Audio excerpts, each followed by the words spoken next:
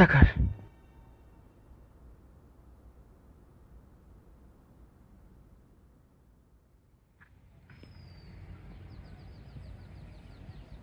এটা কি? কোমরেবি। Something there is that doesn't love you all, that sends the frozen ground soil under it, and spills the upper boulders এই জায়গা আমি চিনি। and makes gaps হ্যাঁ, আমি এক প্রান্তিক বিশ্ববিদ্যালয়ের সাহিত্যের ছাত্র। dust. There, where it is we do not need the wall. দর্শকবৃন্দ, He is প্রত্যেক দিনের মতো অনিচ্ছায় ক্লাসে বসে আরেকটা ক্লাস কোনো মতে পার করবার চেষ্টায় আছি আমি। my প্রত্যেক দিনের মতোই ভাবছি, এসব অদরকারি ইনফরমেশন কেন শিখছি আমি? কি হবে কবিতা বুঝে? কি কাজে লাগবে আমার? চাকরির জন্য তো সেই MP3 পড়া লাগবে। এই যে এত কিছু শিখছি, কোনটা সমাজের আসল কাজে আসছে? আমাদের চারপাশে যা চলছে, যা কিছু মানুষজন শিখছে, তাতে কি আর শিল্প সাহিত্য এসবের দরকার আছে? কি দরকার এই আর্টস টার্টস নিয়ে এত মাতামাতি করার? নিজের সিসিফাস মনে হয় মাঝে মাঝে, যেন জীবন নামের একঘেয়েমি পাথর বইছি প্রত্যেক দিন এক অনিশ্চিত ভবিষ্যতের দিকে। আমার কোন পাপের শাস্তি এটা? নাকি আমার পাপ না, নাকি ওর পাপের শাস্তি?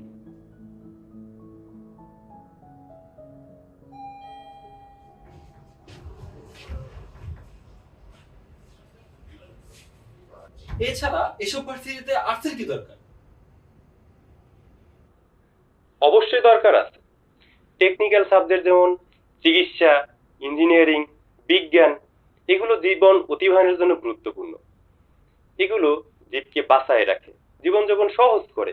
কিন্তু সাহিত্য, শিল্প এগুলো জীবনকে উপভোগ করায়, বাঁচার কারণ দেয়। অসুস্থ হলে আমরা যেমন ঔষধ খাই, তেমনি মন খারাপ খারাপ হলে আমরা গান শুনি, আমরা একাকিত্বে উপন্যাস পড়ি, স্বৈরাচারের বিরুদ্ধে কবিতা লিখে বিদ্রোহ করি। শিল্প সাহিত্য এর মাধ্যমেই আমরা একে অন্যের অনুভূতি সহানুভূতি শেয়ার করি। এর মাধ্যমেই আমরা একে অন্যের জীবনের অভিজ্ঞতার অংশীদার হই। এই যে প্রাণীটাকে দেখছেন, এটাই সকল অনিষ্টের মূল। ও সত্যিতে এক্সিস্ট করে না। আমার মনে হয় ও আমার একটা সত্তা। না না, আমার মনে হয় না, আমি নিশ্চিত যে ও আমার একটা সত্তা। ওই যে যেমন সাইকোলজিক্যাল থ্রিলার মুভিতে দেখেন না, স্পিরিট পার্সোনালিটি, অমন।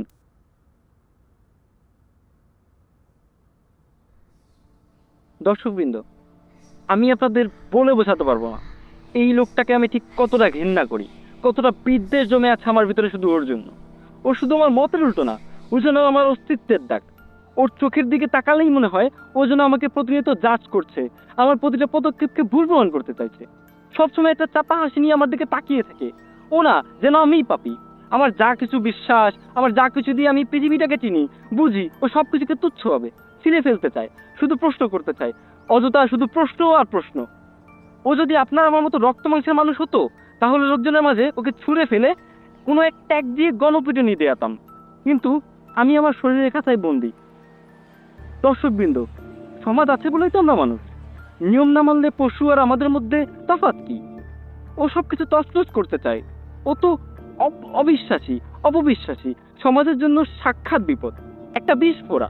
আমি নিশ্চিত ওকে একটু ছাড় দিলেই আমাদের এই সাজানো গোছানো সমাজটা এক নিমিষে নষ্ট করে দিবে। দর্শকবৃন্দ, আমাকে এর একটা বিহিত করতে হবে। আমার আর কোনো উপায় নেই। এটা তো সবার ভালোর জন্যই। হ্যাঁ, সবার ভালোর জন্যই। ওর মতো একটা জঞ্জালকে উঠে ফেলাটা তো সমাজের স্বার্থেই।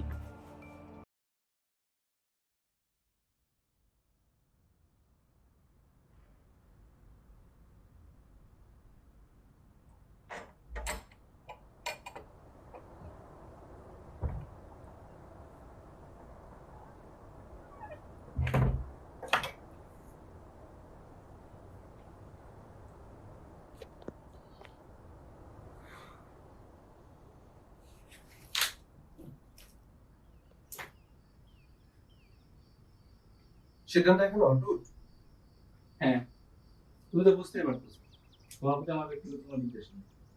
আমার অনিচ্ছা সত্ত্বেও সকলের সামগ্রিক মঙ্গলের জন্য এটা আমাকে করতেই হবে। আমার প্রতি তোমার কোনো ব্যক্তিগত বিদ্বেষ নেই। আমি তো তোমারই এক সত্তা, তাই না?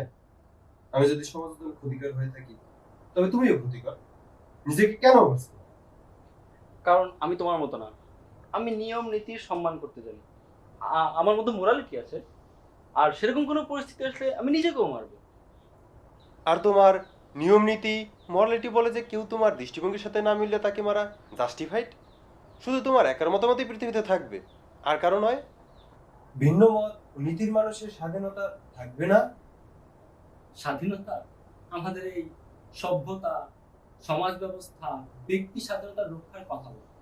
সত্যিতে এই জন্ম সম্ভব হয়েছে শুধুমাত্র ব্যক্তি স্বাধীনতার খর্ব করে সীমিত করে। আর তোমরা গলা ফাটিয়ে স্বাধীনতা স্বাধীনতা বলে চিল্লাতে পারো, কিন্তু কঠিন বাস্তবতা হলো স্বাধীনতা সবার জন্য। আমাদের কয়েকের স্বাধীনতা হরণ করতে হয়, খর্ব করতে হয় এই সুন্দর সমাজকে সুষ্ঠুভাবে পরিচালনা করার জন্য। আর তাছাড়া তোমার মতো লোক যারা নিয়মের বিপক্ষে, যারা সামগ্রিক জনসাধারণের জন্য ক্ষতিকর, তোমাকে তো সহ্যই করা যায়। তবুও তো একটা মানুষ, সে তোমার লোকের যতই নিকৃষ্ট হোক না কেন, তাকে মারার অধিকার তোমাকে কে দিয়েছে? একটা লোক যখন অপরাধ করে আদালত তাকে শাস্তি দেয়, অনেক ক্ষেত্রে ফাঁসিও দেয়। তো সেই লোককে মারার অধিকার আদালতকে কে দিয়েছে? আমরা দেশাত্মবোধ আর মোরা দাগে যে নিয়ম কানুনে বিশ্বাসী তার সবই তো আমাদের সামগ্রিক মেনে নেওয়া, আমাদের নিজেদের বানানো গল্প। প্রকৃতি এর কোনোটাই তৈরি করে দেয়নি আমাদের। পৃথিবী কখনো বলেনি তুমি আমার বুকের উপর দিয়ে বর্ডার টানো। এই সবই আমরা সৃষ্টি করেছি এই সমাজ ব্যবস্থাকে টিকিয়ে রাখার জন্য।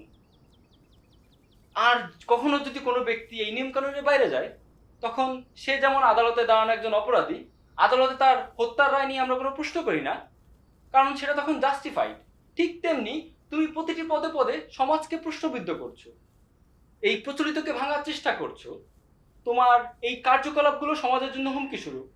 তাই এক অর্থে তোমাকে মারা আমার জাস্টিফাই। আর তোমাকে আমাকে মারতেই হবে, কারণ তোমার আলাদা কোনো শরীর নেই। জানি আমি আদালতে যাব, বিচার চাইবো, অভিযোগ করবো। তুমি আমারই একটি সত্তা, তোমাকে আমাকে মারতেই হবে। তুমি এমন ভাবে বলছো যেন আদালত এক্সিস্টই করে শুধুমাত্র বিপক্ষ মতামত দমন ও তা নির্মূলের জন্য। তুমি যে বিষয়টা ভুল যাচ্ছ তা হলো সঠিক বিচার ব্যবস্থায় ব্যক্তির শাস্তির রায় হয় এই কারণে না যে সে ভিন্ন চিন্তাধারায় বিশ্বাস রাখে, তার বিচার হয় এই কারণে যে সে অন্যের কতটা ক্ষতি সাধন করছে তার উপরে। আমরা তো এখন আর সক্রেটিসের আমলে নাই। তাছাড়া তুমি ধরেই নিচ্ছ যে আমার দৃষ্টিভঙ্গি ভুল। তুমি কিভাবে নিশ্চিত যে তোমার দৃষ্টিভঙ্গি সঠিক?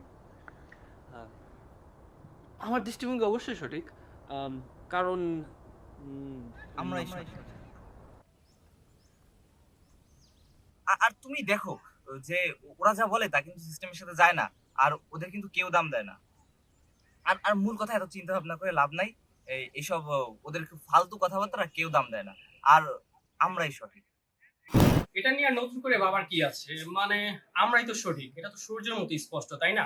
এবং এর বাইরে কি নতুন চিন্তা থাকতে পারে? অবশ্যই আমরা সঠিক। তুমি যাকে জিজ্ঞেস করবে সেই বলবে আমরা সঠিক। আমাদের দলেই লোক বেশি। আমাদের এই পুরো সিস্টেম চলে প্রচলিত নিয়মে, আর আমিই সঠিক। আমি এই প্রতিষ্ঠিত প্রচলিত পথের পথিক। সভ্যতার জন্মলগ্ন থেকেই যুগে যুগেই আমরা এই সমাজের অলিখিত নিয়ম কানুনের নির্ধারক। আর পৃথিবী আজ যে ভিতের উপর দাঁড়িয়ে চলছে তার সবই তো মানব জাতির সম্মিলিত জ্ঞান ও অভিজ্ঞতার নির্যাস। এই কারণেই তো পৃথিবী আজ এতদূর আসতে পেরেছে। আর আমি এই নিয়মের পক্ষে আছি বলেই তো আমি সঠিক। ভালো মনোলগ। তবে তুমি এখনো কেন আমাকে মারছো না? কেন এত যুক্তি তর্ক করছি আমরা? কারণ যদিও তুমি সত্যিকার অর্থে এক্সিস্ট করো না, কিন্তু একজন মানুষের প্রাণ তো নিজ হাতে নেওয়া যায় না, অন্যকে আদেশ দেওয়া যায় মারার জন্য। নেতারা যেমন তার ভক্তদের মনের মধ্যে ঘৃণার আগুন জেলে আদেশ দেন অন্যকে মারার, কিন্তু নিজ হাতে মারান খুবই কম। কারণ তোমার বিপক্ষে যে মানুষটা আসে সে সব থেকে নিকৃষ্ট হলেও সে তো একজন মানুষ। একজন মানুষকে মারা আর এক পুরো মানব জাতিকে মারা অর্থ কি একই না? তাহলে আমাকে যেতে দাও, নিজের বিবেককে সাড়া দাও। না, সৈনিকও তো একজন মানুষ, যার ঠিক ব্যাঠিক জ্ঞান আছে, যার অসীম সুন্দর স্বপ্ন আছে, সেও তো যুদ্ধের মাঠে মানুষ জবাই করছে, সে কিভাবে করছে? তার খুন করাটা যদি জাস্টিফাইড হয়, তোমাকে মারা আমার জাস্টিফাই। আর এছাড়া তো আমার কাছে কোনো উপায় নেই। তুমি হোপলেস। যুদ্ধ তো ক্ষমতাবানদের ক্ষমতা রক্ষা ও চর্চার একটা পদ্ধতি মাত্র। এখানে যে নিয়ম কানুন ও নিয়ম নীতি দিয়েই সহিংসতাকে জাস্টিফাই করা হোক না কেন, তা সবই মিথ্যা। আর যে সমাজের নিয়ম রক্ষার তুমি কথা বলছো, সে সমাজ তো সবসময় একই নিয়মে চলে না, চলে নাই। নিয়ম নীতি বলো আর সমাজ বলো, সবই নদীর মতো পরিবর্তনশীল। যা কিছু ভালো, যার দরকার আছে তার পরিবর্তন সময় হতে দিবে না, আর যার দরকার নেই তার পরিবর্তন অনিবার্য। তোমার চিন্তাধারার বহির্ভূত বলেই আমি তোমার কাছে রক্ত মাংসের মানুষ নই, আমি জঞ্জাল। আর আমাকে এই অমানুষ কল্পনা করতে পারছো বলেই আমাকে মারাও তোমার কাছে সঠিক, এমনকি নৈতিকও। তুমি যাকে ঘৃণা করো তারও যতটা বাঁচার অধিকার আছে ততটা তোমারও। তুমি আমাকে মারছো এই জন্য না যে আমাকে মারা তোমার কাছে স্বর্গীয় দায়িত্ব, আমাকে মারতে চাচ্ছ এই কারণে যে আমার সাথে তোমার মতের পার্থক্য আছে। তোমার সাথে যার মতের পার্থক্য আছে তাকে বা বিপরীত মত নির্মূল করে একটা সমাজ কখনো চলতে পারে না। সমাজ মনে হতে পারে এক নিয়ম নীতি অনুসারে চলে, কিন্তু তা আসলে হাজারো প্রতিনিয়ত বিপরীত মতাদর্শের সংঘর্ষের ফলাফল। কারণ সমাজ যা পরিবর্তনশীল, তার জন্য আমি যে প্রশ্ন করি সেই বেশি বড়। তুমি আসল সমস্যা। কারণ কল্পনা করো, একদিন সত্যিতে তুমি পৃথিবী থেকে তোমার বিপরীত মতের সবাইকে থ্যানোসের চুটকি দিয়ে গায়েব করে দিলে। এরপর কি?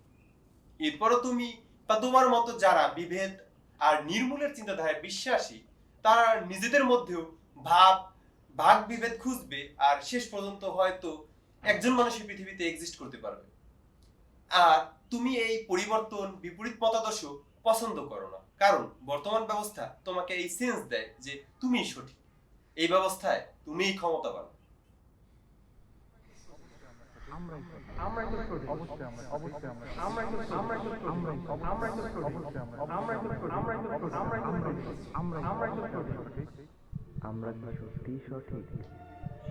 একমাত্র এই স্বার্থপর কারণেই তুমি আমাকে সঠিকের পথে বাধা হিসেবে ট্যাগ দিয়েছো। আসলে তো তুমি নিজেই বাধা।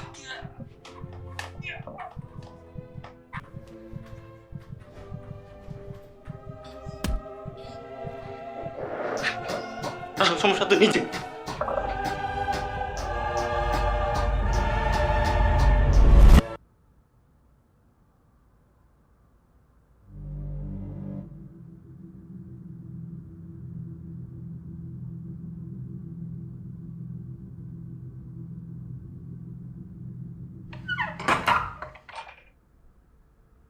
ওর কি হয়েছে?